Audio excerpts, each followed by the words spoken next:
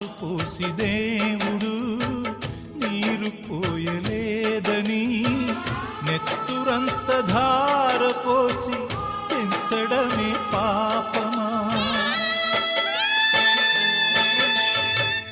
ఏరు దాటి వెంటనే పడవ కాచువారిలా అయిన వాళ్ళు మారిపోతే అంతకన్న శాపమా? నిన్నే తమ దైవమని కొలిచిన వారేనా యముడై వేధించకని నిను వెలివేసేనా? అనుబంధమింత నేరమాయనా?